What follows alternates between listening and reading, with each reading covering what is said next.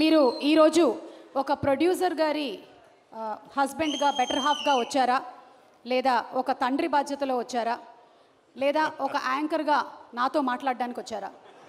ఈ 3 ఆప్షన్స్లో 4th option కూడా ఉంది, వరుణ్ తేజ్కి కంపెనీ ఇవ్వడానికి వచ్చారా? లేదు సుమ అద్భుతంగా యాంకర్ చేస్తుంది కాబట్టి చూద్దామని వచ్చాను. మిగతా అన్ని పద్మజ గారు, ఐఎమ్ సో సారీ. తర్వాత thank you very much. And అంటే నేను స్టేజ్ మీదకి మాట్లాడే ఓపిక లేదు, అది కూర్చొని మాట్లాడతాను. ఇదే అనుకుని అందరూ వినండి. ఈ వంశీ ఏదో డైరెక్టరు వంశీ తోటి ఒక ఐడియా, మన ఫణి గారు నాకు మంచి సన్నిహితుడైన వ్యక్తి, ఇలా ఒక కథ ఉంది వినండి అంటే నేను పెద్దగా పట్టించుకోవాలా, ఎన్నో కథలు వస్తుంటాయి ఏమి వినమంటున్నాడు నేను వదిలేశాను. ఈలోగా న్యూయార్క్ కూడా అని అడిగితే నేను వింటాను అంది. న్యూయార్క్ వినిన తర్వాత నన్ను అడిగింది, ఒక్కసారి కథ విను నాన్న, నాకైతే బాగా నచ్చింది అంటే, ఏముంది వీళ్ళు అంటుంటారు కదా. సరే నిన్న ఆ వంశీ అనే అబ్బాయి మాత్రం ఆల్మోస్ట్ ఫైటింగ్లో ఒకటిను డ్యాన్స్లో ఒకటి చేయలే, మిగతా అన్నీ స్క్రీన్ మీద చేసి ఇంక్లూడింగ్ హీరోయిన్ క్యారెక్టర్తో చేసి చూపించాడు. కాకపోతే ఆ పెర్ఫార్మెన్స్ కంటే కూడా బిహైండ్ స్క్రిప్ట్ ఎంత పవర్ఫుల్గా ఉందని నేను అది ఆలోచించాను. నాకు చాలా నచ్చింది. నాకు చాలా నచ్చిందంటే ఈ సినిమా పర్ఫెక్ట్గా ప్రజెంట్ చేస్తే మాత్రం మంచి సినిమా అవుతుంది, మంచి సక్సెస్ఫుల్ సినిమా అవుతుంది అని అప్పుడు నేను అనుకున్నాను. అయితే నేను ఒకటి అనుకుంటాం కుదరదు కదా, చాలామంది విని బాగుంది అనుకున్నారు. అయితే మధ్యలో ఒక నిహారిక అంటే తను ఒక మంచి నిహారిక జడ్జిమెంట్, నాకు చాలా నమ్మకం నిహారిక జడ్జిమెంట్ మీద, చాలా బాగా జడ్జ్ చేస్తుంది. ఎక్సెప్ట్ హర్ ఫస్ట్ ఫిలిం, మిగతా అన్నీ పర్ఫెక్ట్గా జడ్జ్ చేసింది. అది సినిమాలో యాక్టింగ్ కానీ లేకపోతే ఎస్పెషల్లీ ఈ ఓటీటీ ప్లాట్ఫామ్స్. సరే తనేమందంటే కొంచెం మరి ఆ కమర్షియల్ థింకింగ్ ఉంటుంది కదా, తనేమందంటే ఒక 2-3 నోన్ ఆర్టిస్టులతోటి, అందరూ న్యూ ఫేసెస్ కదా, నోన్ ఆర్టిస్టులతో చేస్తే బాగుంటుంది అని నిహారిక అంది. నాకేమనిపించింది అంటే, వాళ్ళు చెప్పినప్పుడు అందరూ కుర్రోళ్ళు ఫ్రెష్గా ఉన్నారు కదా, మళ్ళీ వీళ్ళ మధ్యలో ఒక నోన్ ఆర్టిస్ట్ ఏంటి ఏదో నాకు అనిపించింది. బట్ నిహారిక ఆర్గ్యుమెంట్ ప్రకారం చూసుకుంటే అది ప్రొడ్యూసర్గా అది రైటే, కానీ నేను ఒక సినిమా చూసే వ్యక్తిగా ఇలా కొత్త కుర్రోళ్ళతోటి ఫ్రెష్గా, అంతకుముందు వాళ్ళ మీద ఎటువంటి ఇమేజ్ లేకుండా, అంటే కంటెంట్ మాత్రమే మన బ్రెయిన్లోకి వెళ్తుంది అనే నమ్మకంతో నాకు అది అనిపించలే. నేను అక్కడ డిఫర్ అయ్యాను నిహారికతోటి. బట్ అల్టిమేట్గా డైరెక్టర్ అనుకునేది చేశాడు. నేను ఇప్పుడు ఇందాక దిగి లోపలికి వచ్చే ముందు జనరల్గా నేను చుట్టుపక్కల యాంబియన్స్ ఏదో పెద్ద ఆలోచించను, కానీ అక్కడ ఈ పోస్టర్స్ 2 చూసిన తర్వాత చాలా బాగా అనిపించింది. నాకు చాలా ఫ్రెష్గా చాలా బాగుంది అనిపించింది. అంటే ఒక చిన్న నాస్టాలజీ ఫీలింగ్ ఏంటంటే, చిరంజీవి గారు మొదటి సినిమా పునాదిరాలు చేశారు. పునాదిరాలు చేసేటప్పుడు అన్నయ్య గారు అందరూ ఇంచుమించు ఒక 6-7 మంది కుర్రోళ్ళు దాంట్లో చేశారు. ఇంచుమించు ఇదే ఏజ్ గ్రూప్ ఉన్నవాళ్ళు అనమాట. అప్పుడు నేను చదువుకున్నాను. నవాబ్ ఇదిగోరా ఈ సినిమా ఇట్లా ఉందని చూపిస్తే, నేను దీంట్లో ఈ క్యారెక్టర్ చేశాను, ఇలా చేశాను అని అన్నయ్య నాతో షేర్ చేసుకున్నాను. అన్నయ్య కూడా ఎంతూజియాస్ట్. అన్నయ్యకి 26 ఏళ్ళకి వెళ్ళిపోయాడు ఇండస్ట్రీకి. ఐ థింక్ వీళ్ళందరికీ అదే ఏజ్ గ్రూప్ ఉంటుంది, 22, 23, 24. సో 25 ఏళ్ళకి అన్నయ్య నాతో షేర్ చేసుకుంటుంటే, మాకు కూడా మా అన్నయ్య సినిమాలో యాక్ట్ చేస్తున్నారు కదా, అదొక చిన్న సాటిస్ఫాక్షన్ ఉండేది. సో అక్కడ కూడా విలేజ్లో వీళ్ళందరూ యంగ్స్టర్స్ అందరూ చేస్తుంటే, బహుశా అలాంటి ఫీలింగే వీళ్ళలో కూడా వచ్చి ఉంటుందేమో, అలాంటి ఎమోషన్స్ వచ్చి ఉంటాయేమో అనిపించింది. అలాగే మనూరు పాండవులు చేసినప్పుడు కూడా అంత అందరూ ఇంచుమించు ఒక భానుచందర్ కాదు, ప్రసాద్ బాబు గారు తప్ప అందరూ కొత్త వాళ్ళే, అది 5గురు. సో నాకు అంటే ఇప్పుడు పెద్ద హీరోస్ ఉన్నారు ఇక్కడ, అడవి శేషు ఉన్నారు, వరుణ్ బాబు, తేజు, ఇంకా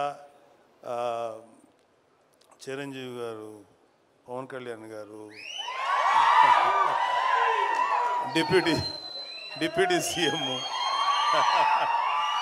ఇవన్నీ కాకుండా ఇంకా వెంకటేష్ గారు, నాగార్జున గారు, ఎన్టీఆర్, నేమ్ ఎనీవన్, అల్లు అర్జున్, లేకపోతే ఇంకా చరణ్ బాబు, ఇంతమంది ఆర్టిస్టులు వీళ్ళందరూ సినిమాలు చూసేటప్పుడు ఏమవుతుందంటే వాళ్ళకు ఒక ఆరా ఉంటుంది, ఏదో జరిగిపోతుంది, ఏదో చేస్తారు అనే ఎక్స్పెక్టేషన్తో వెళ్తారు.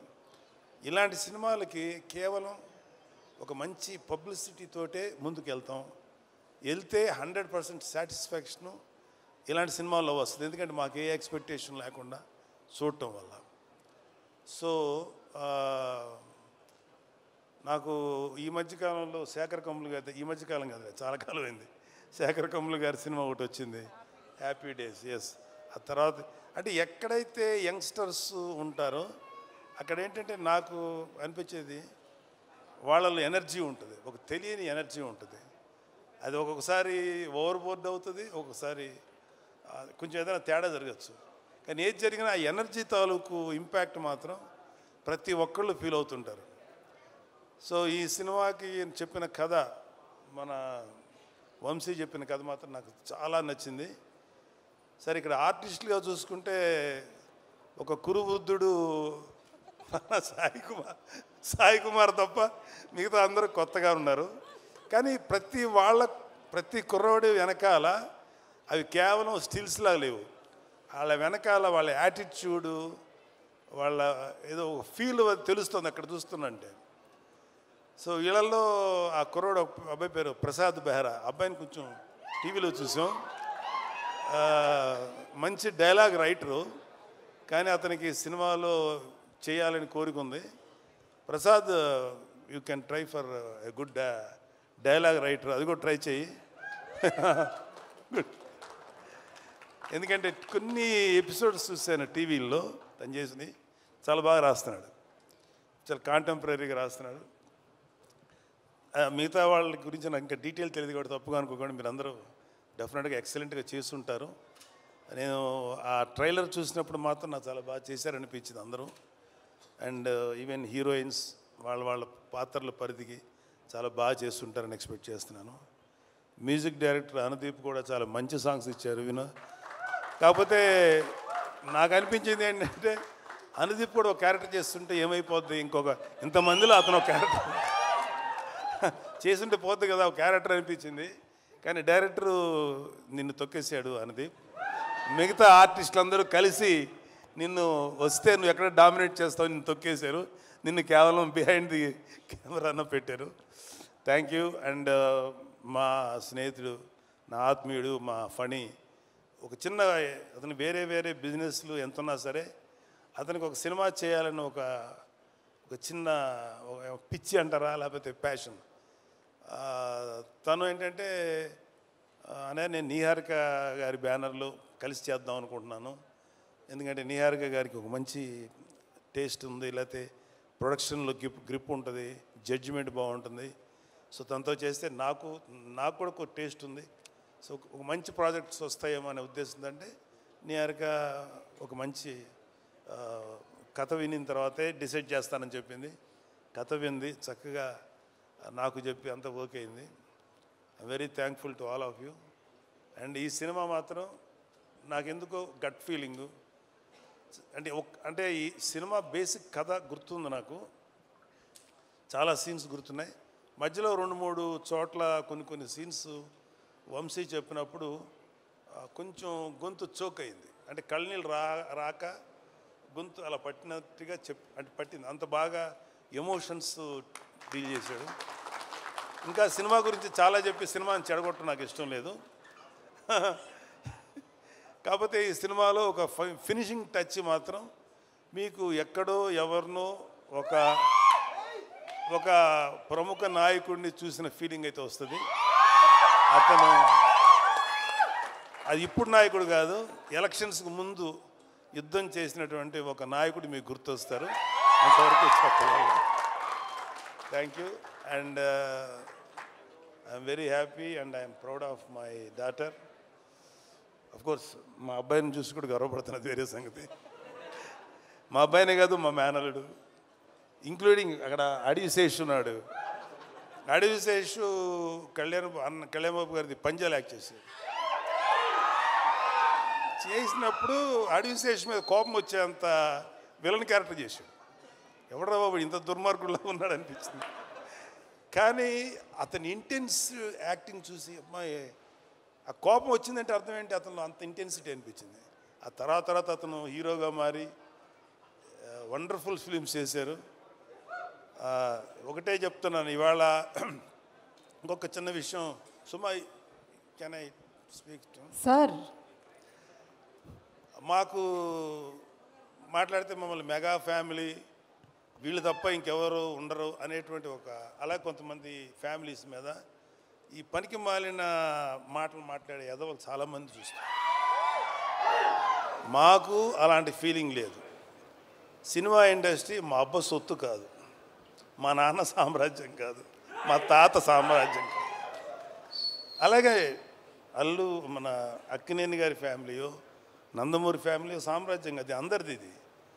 సో ఇవాళ అడవిశేషు గారు లేకపోతే ఎంతోమంది యంగ్స్టర్స్ ఫిల్మీ ఫ్యామిలీ సంబంధం లేకుండా దే ప్రూవ్డ్ వాళ్ళకి ఎవరు అడ్డం వచ్చారు, వాళ్ళ టాలెంట్స్ వాళ్ళు పైకి వచ్చారు. ఏమో ఇప్పుడు ఈ కుర్రాళ్ళల్లో ఎవరు ఏ రేంజ్కి వెళ్తారో ఎవరు ఊహించను కూడా ఊహించలేరు. ఏమో ఎంత గొప్పగా వెళ్తారు. ఎందుకంటే ఇవాళ ఒక సినిమాలే కాదు, ఎన్నో ఓటీటీ ప్లాట్ఫామ్స్ ఉన్నాయి. వాటిలో దేంట్లో వచ్చినా అద్భుతమైన పేరు వస్తుంది. సో ప్రతి వాళ్ళు ఫస్ట్ ఏంటంటే ఒక మంచి కంటెంట్ ఉన్న సినిమాకి, కథ ఉన్న సినిమాకి ట్రై చేయండి. అంతేగాని ఒక గుద్దితే ఆడెక్కడికో వెళ్ళిపోయి కొట్టేసుకొని మాట్లాడితే హీరోయిన్ కనపడగానే గబగబా డ్యాన్స్ చేసి ఇలాంటి కథలకు మాత్రం మీ యంగ్స్టర్స్ ఎవరు అట్రాక్ట్ అవ్వకండి. కంటెంట్ ఏంటో చూడండి. ఆ విషయంలో నాకు శేషు నచ్చుతాడు అండ్ వరుణ్ బాబు నచ్చుతాడు. ఈ మధ్యన మా తేజు నచ్చుతున్నాడు. విరూపాక్ష చేశాడు కాబట్టి చెప్తున్నాడు. అంటే అంతకుముందు మా తేజు కొంచెం కమర్షియల్గా వెళ్ళాడు, తర్వాత విరూపాక్ష నుంచి తన ట్రెండ్ మార్చేసుకున్నాడు. విరూపాక్ష అండ్ ఇంకొకటి ఏదో రిపబ్లిక్ ఇలాంటివి చేశాడు. సో ఒక వరుణ్కి నాకు ఒకసారి డిస్కషన్ వచ్చింది, ఎందుకురా నువ్వు కొంచెం కష్టమైన క్యారెక్టర్లు సెలెక్ట్ చేసుకుంటావు, చాలా కమర్షియల్ సినిమాలు చేయొచ్చు కదా అంటే, నాన్న ఒక 100 సినిమాలు రిలీజ్ అనుకున్నాను, అందులో ఒక 10 సినిమాలు కొంచెం డిఫికల్ట్గా అంటే కొత్తదనంగా ఉంటాయి. వాటిల్లో కనీసం ఒక 5 సినిమాలన్నా ఆడటానికి అవకాశం ఉంటుంది. 90 సినిమాలు రెగ్యులర్ కమర్షియల్ సినిమాలు ఉంటాయి. ఈ 90 సినిమాల్లో ఒక 10-15 ఆడతాయి. మరి ఎక్కువ ఆడుతున్నాయి కదా అన్న, కానీ రేషియో చూసుకున్నాను 90లో 10 ఆడతాయి, ఇక్కడ 10లో 5 ఆడతాయి. కాబట్టి ఎప్పుడు కూడా ఒక కొత్తదనం కోసం వెళ్తేనే యాక్సెప్ట్ చేస్తారని చెప్పి, అది నాకు చిన్నవాడైనా వాడిచ్చిన రియలైజేషన్. అలాగే నిహారిక అంటే కొంచెం సెల్ఫ్ వేసుకోవాలి కదా నా పిల్లల గురించి, తప్పదు. ఎవరు సెల్ఫ్ వాళ్ళు వేసుకున్నారు, ఇక్కడ మన డబ్బా మనమే కొట్టుకోవాలి కదా. ఏదో గుర్తు రావక్కర్లేదు, నేను సీరియస్గా అంటున్నా. Niharika my sweetest kid. ఎంత స్వీటెస్ట్ అంటే ఇలాంటి చిన్నపిల్లప్పుడు ఒక 3 ఏళ్ళు ఆ టైం ఉన్నప్పుడు ఇంకా స్టార్ట్ అవుతుంది కదా, 4 ఏళ్ళ తర్వాత 5 ఏళ్ళ తర్వాత అమ్మ ఇండిపెండెంట్గా పడుకోండి అంటే ఆ బెడ్రూమ్లోకి వెళ్ళి పడుకునేది. వాళ్ళ అమ్మ వంటింటికి వెళ్ళాక సైలెంట్గా వచ్చి నేను ఇక్కడే పడుకుంటాననేది. సరే అమ్మ మరి మీ అమ్మ తన్నేసి బయటికి పంపుతుంది కదా, అమ్మ చూడకుండా దాచిపెట్టేది. అప్పుడు నా షర్ట్ తీస్తే షర్ట్ లోపల దాక్కునేది. అప్పుడు ఇంత ఉండేది కదా, ఇంతే ఉండేది. దాక్కొని పడుకొని పద్మ వచ్చేది, ఎక్కడుందని దాని తెలుసు, పడుకుంది. పద్మ లేదు, పద్మ ఇక్కడ అని చెప్పాడు. ఇలాగేదో సో ఒకటే చెప్తున్నాను. ఇప్పుడు ఇందాక ఒక పాప ఎవరో ఎమోషనల్ అయ్యింది. ఇవాళ మన కళ్ళ ముందు ఆడపిల్లలు ఎంత గ్రోత్ చూపిస్తారు, ఎంత గొప్పగా ఎదుగుతారనేది మన సుమ. నాకు తెలిసినంత వరకు సుమ కామెడీగా మాట్లాడుతుంది, సరదాగా ఉంటుంది. కాబట్టి నేను ఎప్పుడు సుమాని కామెడీగా తీసుకోను. ఎందుకంటే నాకు తెలిసి ఈరోజు కాకపోయినా ఇంకొక 1 year తర్వాత 2 years తర్వాత అయినా డెఫినెట్గా సుమ ఒక legendary anchor, legendary host. Suma చాలా గ్లామరస్గా స్టైలిష్గా ఉండదు. సుమ ఎక్కువ ఏమన్నా, కానీ సుమ స్టేజ్ ఎక్కిందంటే దుమ్ము దులిపేస్తుంది. నేను చూసిన సుమ ఉందా పర్లేదు కొంచెంసేపు మనకి టైంపాస్ అవుతుంది అని, అలా ఉంది సుమ. జబర్దస్త్ వాళ్ళ అదృష్టం ఏంటంటే అప్పటికి జబర్దస్త్ వాళ్ళు రాకముందు సుమ ఇండస్ట్రీకి వచ్చింది. సుమ జబర్దస్త్కి రాకుండా చాలామందిని కాపాడింది. అంత గొప్ప అంటే ఆడవాళ్ళల్లో అంత కామెడీ ఉంటుంది అనేది నాకు ఊహ కూడా అందలేదు. సుమను చూసిన తర్వాత అమ్మ తక్కువ వాళ్ళు కాదురా బాబు. అలాగా ఆడపిల్లలందరూ కూడా జస్ట్ బ్రేక్ యువర్ చైన్స్. ఎవడు కూడా మిమ్మల్ని ఆపడానికి ట్రై చేస్తే మాత్రం మీరు ఆకండి. Prove yourself. The world is yours. ఈ ప్రపంచం మగవాళ్ళది ఒక్కడిదే కాదు, ఆడపిల్లలది కూడా, మీది కూడా. అలాగే ఆడపిల్లలు కూడా ఒకటి గుర్తుపెట్టుకోవాల్సింది ఏంటంటే లిమిటెడ్ థింకింగ్లో ఉండకండి. అమ్మో వాడికి వెళ్తే ఆయన ఏమంటారు, లేదా సార్ ఎవడి కోసం ఎవడు భయపడక్కర్లా. ఇవాళ your all in safe hands. ఇవాళ అటు తెలంగాణలో కానీ ఆంధ్రాలో కానీ ఆడపిల్లలకి అద్భుతమైన సేఫ్టీ ఉంది. ఎవడైనా ఆడపిల్లల్ని కానీ ఏదైనా చేస్తే మా దృష్టికి వస్తే మడత పెట్టి లోపల పెడతాం, తాట తీస్తాం. Don't worry. అమ్మాయిలు పాపలు మీరంతా చక్కగా కష్టపడి మంచి పేరు తెచ్చుకోండి. నాకు ఇంకా అమ్మాయిలు ఇంకా సినిమా ఇండస్ట్రీలో కేవలం గ్లామరస్గా ఉండే క్యారెక్టర్లు కాదు, డైరెక్టర్లు అవ్వాలి, కెమెరామెన్లు అవ్వాలి, మ్యూజిక్ డైరెక్టర్స్ అవ్వాలి. ఇంకా చాలా గ్యాప్ ఉంది. ఇదిగో ఈ మగ బ్యాచ్ని అందరినీ కొంచెం డామినేట్ చేయండి మీరు కూడా వచ్చి. Thank you, all the best. I wish all the best. Committee. Thank you so much Nagababu garu. As usual you inspire all of us అండి. అండ్ మీరు చెప్పినట్టుగానే ఆడపిల్లలు అన్ని రంగాల్లోనూ ముందుకు దూసుకొని రావాలి. అండ్ ఆ ఆడపిల్లలకి ఇలాగే ఇంట్లో మీలాగా నాన్నలు సపోర్ట్ అందించాలి, అమ్మలు సపోర్ట్ అందించాలి, పెళ్ళిళ్ళు అయిన తర్వాత కూడా వాళ్ళ ఇన్లో సపోర్ట్ అందించాలి. ఒక ఆడపిల్ల బయటకు వచ్చి వర్క్ చేయాలి అంటే కంప్లీట్ ఫ్యామిలీ వాళ్ళతో పాటు నిలబడి సపోర్ట్ అందించాలి అని మనస్ఫూర్తిగా కోరుకుంటూ ఉన్నాము. Thank you sir, thank you so much, wonderful. And మా ప్రొడ్యూసర్ గారు పద్మజ గారు, ఈరోజు మీరు ప్రొడ్యూసర్ హోదాలో ఉన్నారు. ఎస్, కమిటీ కుర్రోళ్ళ పిల్లలందరికీ ఆల్ ది బెస్ట్. సాధించాం నిహారిక. ఈరోజు నేను మాట్లాడను అని చెప్పినటువంటి ప్రొడ్యూసర్ గారితో మాట్లాడించాము. ఎస్ పద్మజ గారు, హార్టీ కంగ్రాచులేషన్స్ అండి మీకు. అండ్ ఇలాంటి సినిమాలే కాకుండా ఇంకా చాలా చాలా సినిమాలు మీరు అందించాలి అని, ప్రీ రిలీజ్ ఈవెంట్కి నన్నే పిలవాలని మనస్ఫూర్తిగా కోరుకుంటూ ఉన్నాము.